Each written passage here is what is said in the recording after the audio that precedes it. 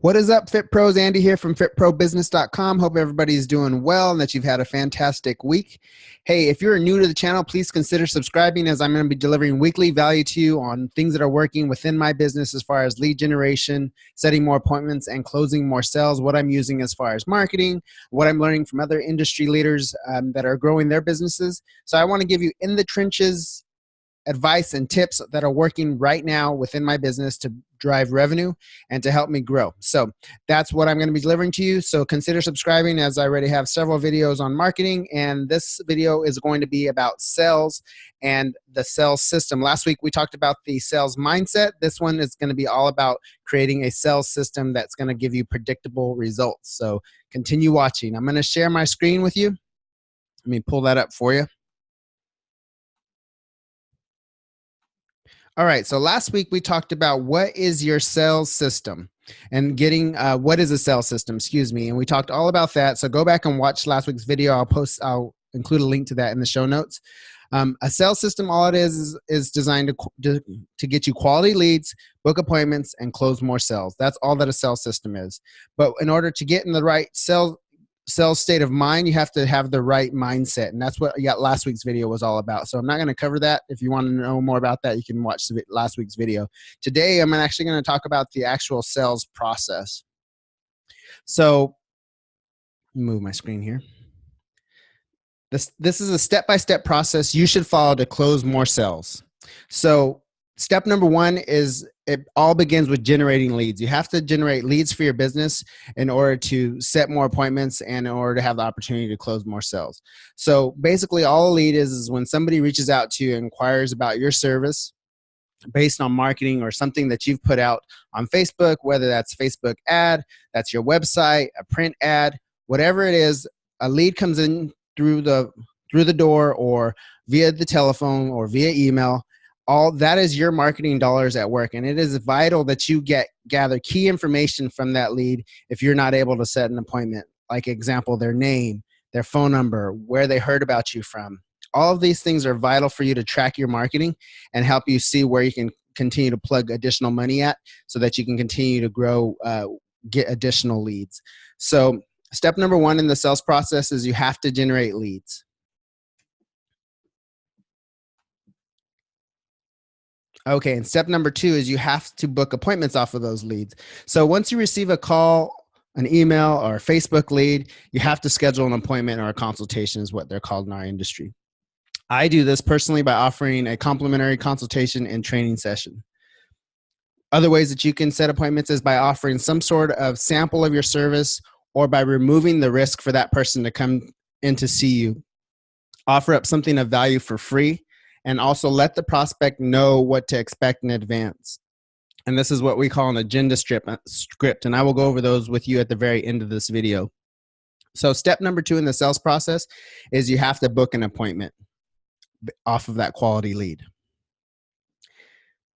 I skipped step number three somehow. So should be step number three. Once you get that prospect in front of you off of that appointment, off that quality lead, you set the consultation, you get the prospect in front of you, you have to start building trust and rapport with that prospect. You have to get to know what they want, what their desires are. You have to ask probing questions. And again, I'll show you some of the probing questions I use in the script portion of this call. So building rapport is all about breaking down the resistance. The key to building instant rapport is to be present and attentive with your prospect. It doesn't matter what's going on around you, as long as you give them your full undivided attention and they know that you're listening intently to what they're saying and you're really grasping what their wants and their needs are, they're going to be more likely to want to do business with you. So step number three, that should be a 3 up there, is build trust and rapport with your consultation. And that's going to help you break down the barriers. That's going to help them really give you the information that you need and that in order to help them with what their desires are from your program. Basically what happens is a lot of times within a sales process, I've seen this a lot, where the trainer is just continually talking about themselves, their business, and they're not actually engaging with the prospect and what the prospect actually wants from their service. A lot of times, if you're just silent and ask questions, the prospect's going to tell you everything that they're looking, what their hopes and desires are, why things haven't worked in the past for them. They're going to outline all of that for you if you just ask questions like, what brought you in here today? You know, what goal, if you can accomplish any goal in the next 30 days, what would that, in the next 90 days, what would that be? You know, yeah, I know you've tried things in the past. Why do you think those things didn't work for you? Questions like that are going to get them to talk and get them to dive deep into why they came to see you, why your marketing piece attracted them, why they picked up the phone and called you, why they came through the door. All of those are questions that you need to ask in order to break down the barriers that they have. Because a lot of times, let's face it, when someone's coming in to meet you for the first time, they're walking into your gym or your studio, it's a little intimidating. Maybe they've never lifted weights, or they've tried a gazillion other programs and haven't been successful. It can be very intimidating. You have to ease those fears by digging deep and really getting to learn what their hopes and their dreams are. So I hope this makes sense on the building trust and rapport. Step number 5 is you have to reassure the prospect that you have the answers to their problem, the solution to their problem. So ensure the prospect that you can assist them with their hopes and their desires, and that your program is going to get them the results that they desire. This is your time where you can actually throw in your story, your client testimonials, your examples of clients that have done business with you and gotten really good results. This sounds really harsh, but your client, your prospect in front of you doesn't care about your credentials, doesn't care about how long you've been in business. All they care about from you is that you can have the solution to their problems and that you care about getting them the results that they want. They want to know what's in it for them. And step number 6 is you have to ask for the sell. You know, a lot of times we get down to that very end of the sales consultation and we get afraid of asking the prospect to actually close the sale. And we talked about this last week in the mindset portion of the sales training, but you have to ask for the sale. This is just the natural progression of a well-delivered presentation. After you've given an effective presentation, you ask them to do business. All you have to do is ask them to do business with you. What would you like to do business with me? Give them 2 or 3 options that they have to choose from to do business with you. Don't make it confusing, because a confused buyer never buys. Ask for the sale and be silent. Sometimes the silence can be very awkward, but I reassure you that the person that speaks first is the one that loses. And that's not necessarily a bad term, but if you're the one that speaks first or interrupts, you're more likely not going to get that sale. So it's very tough to stay silent, but it's vital to getting the sale or to getting the prospect to come up, ask you more questions, or to give you some objection that they may have. Don't be afraid of asking for the sale. Remember, it's just the next logical step to a well-delivered presentation. And we talked about all of that last week in the mindset training of the sales portion. And step number 7 is handle any objections the prospect may have. So a lot of times objections, all they are is questions. Maybe you didn't address something properly in your presentation or your consultation, like a cancellation policy, or the person is going to be going on vacation in a month and they want to know what you can do with their account. Simply just a question, not an objection. Excuse me. All that is a prospect having questions means that something wasn't covered in the consultation, and doesn't mean that they don't want to do business with you. So an objection, my coach Eric Lapham says, it's like playing hot potato. So basically hot potato, you keep handing the hot potato back and forth. That's the same thing with the questions so the question is you've asked for the sale, you've put the hot potato in their hands. They ask you a question, they put the hot potato back in your hand. You answer their question and ask for the sale again, you put it back in their hand and then you're silent again. So a lot of times what can happen with objections or questions is you can simply ask this question: what do you mean by that? And then the prospect will dive deeper into what their concern is, or what holdup they're having as far as moving forward with making a purchasing decision for you. And I'll show you some of the objections. We'll go over some of those objection handling questions and scripts that I use in my business as well. So there you have it. This is the step-by-step process on handling on the sales process that I use within my business that you can deliver predictable results. So step number one is to generate leads for your business. You have to generate leads in order to continue to grow your business. That's through effective marketing. You have to get all of the data that you can from that prospect, because again, that's your marketing dollars at work. Everybody that calls your business is marketing dollars that you've put in to your business that you need to figure out where you can put in more money, as well as just getting a ways to follow up. I talked about in another video of a client of mine, Gary, who was on my newsletter list for 10 years before he decided to do business with me. And I stayed in front of mind awareness. This is somebody who raised their hand, who opted into my list, or that I ran into at an event. And I stayed in front of mind awareness because he was receiving a newsletter from me week in and week out. And 10 years later, he finally decided to do business with me. So that's how important it is to get as much information as you can from leads, because you never know when somebody's going to want to do business with you. So that is step number one. Step number two is booking appointments. You have to be able to book appointments in order to get people in the door so that you can close them on your service. And step number three, you have to build trust and rapport. You have to break down barriers so that person doesn't feel doesn't feel uneasy about doing business with you. You want to put them at ease with doing business with you. And step number four, you have to reassure the prospect that you have the solutions to their problems, and that's based off of the probing questions that you've asked. And step number six is you have to ask for the sale. You have to ask for the sale if you want to grow your business. And step number seven is handle any objections they may have or questions. And step number eight, which I'm not sure we went over, but I'll give that to you guys now. Step number eight is follow-up. You have to have a way to follow up with somebody that doesn't decide to do business with you, whether it's just not the right timing. Maybe they can't afford it right now, which is, happens. People come in, they don't know how much your service costs. They don't realize the expense, and they simply can't afford it right now, but there will maybe come a point in time when they can. So follow up. You have to follow up till they make a buying decision or until they die. That's what one of my coaches says. So put them in a CRM system software where you can track them and follow up with them on a regular basis, whether that's text message, email, Facebook message. Because if you just put this on a sticky note, or if you write it on a notepad somewhere, you're going to forget about it and you're never going to follow up with this person again. And that's somebody that's raised their hand and said that they're interested in doing business with you, but maybe just right now is not the right time. So I personally use PT Minder. I'll include a link in the show notes for my CRM and my business management system. And there's also a video that I posted about PT Minder and what they can do for you and your business. And I'll link that in the show notes as well.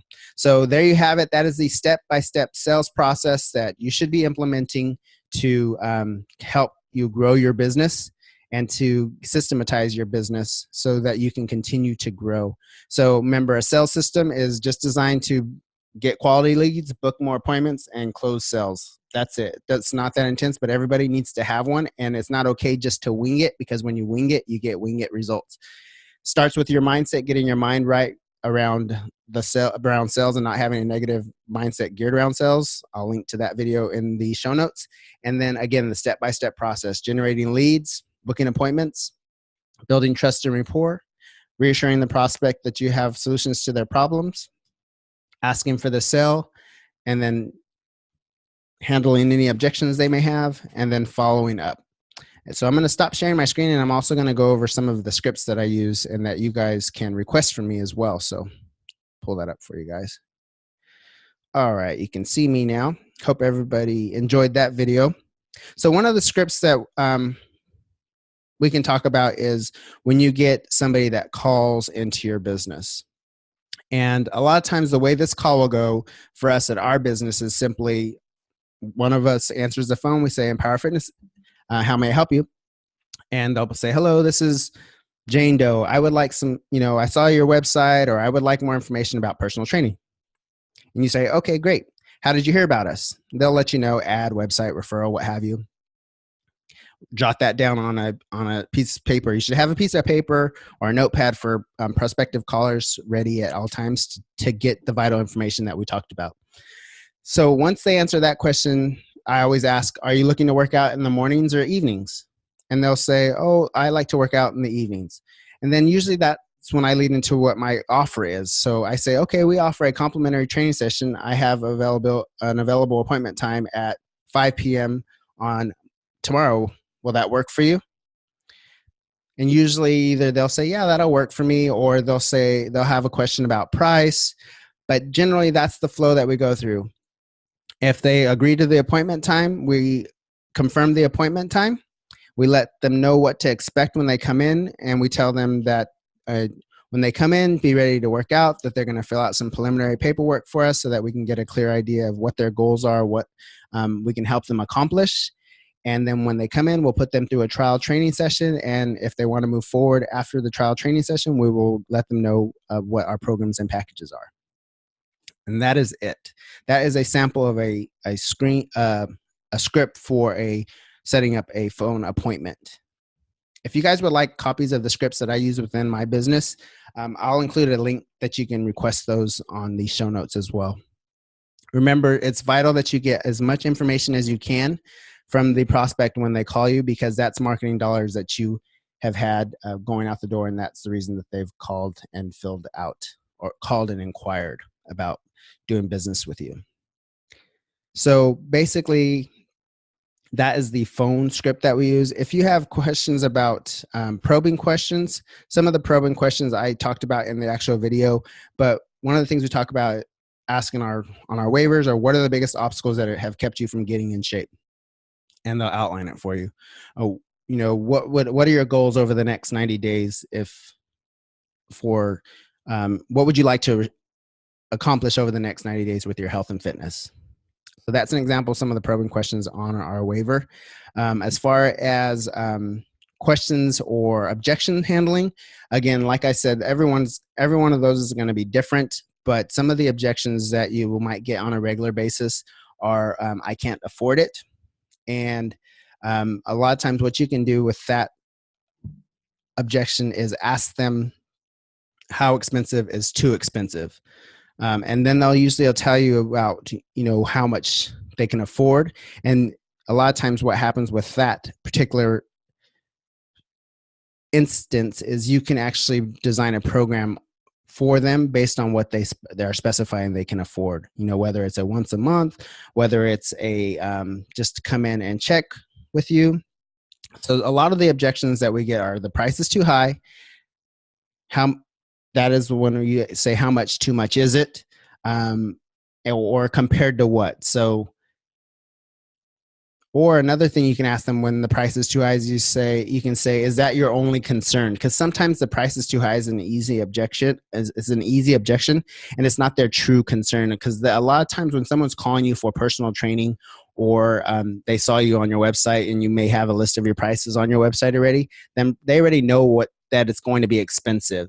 So maybe a lot of times what happens is that they have another objection, or something they want an answer to, but that you haven't quite covered. So if you just ask them, is that your only concern? Then they'll usually say what the true objection is after that. So that's an example of handling the objection of the price is too high. 3 of the ways you can do that is, how much is too much? And they're going to tell you how much they can afford. Or you're going to say the price is too high compared to what? And the last one is that your only concern? And the other objection that we get a lot in the fitness industry is, I have to think it over. And again, you can simply ask, what do you mean by that? And then they're going to answer the objection. Or you ask them, do you have any other questions or concerns? Then they're going to let you know what the true concern is. If it's not, they just need to think it over. And then the other thing that I've done in the past too is, when they say I have to think it over, usually I'll just be very honest with them, and I'll say, Jane, I know that you've given this process some thought, or otherwise you wouldn't have come through the door today. Thoughts come to us in an instant. I know that you're really seeking these results, whatever they may be, and I know that our business can help you get those results. And then I'll offer them the program again. Sometimes it works and they move forward because they really want to. There's just something that's hanging them up, or they're just afraid of failing again. But again, don't take those objections. You're not going to close every sale, but if you have some set aside answers that you can place in front of them, then a lot of times it's going to help them to dig deeper, and you're going to get to those true objections. And a lot of times you're going to be able to close that sale. Sometimes you may not, but a lot of times you will. So I hope that this has helped you guys, and that you guys have gotten value from this coaching and this video. Please subscribe to the channel, as I'll be diving deeper into marketing and what's working within my business, what I'm using to automate some of my services, as well as I'm going to show you guys behind the scenes on what I'm doing within my business to continue to grow, for one, to improve my income, and two, just to test things out. I like to try different things that aren't being done in our industry right now, and see how they work, and see what my results are. And I want to fill you guys in on those things. So subscribe to my channel, and I will see you guys next week as we dive deeper into the sales process, marketing process, and as well as systematizing your business. We'll talk to you soon. Have a good one.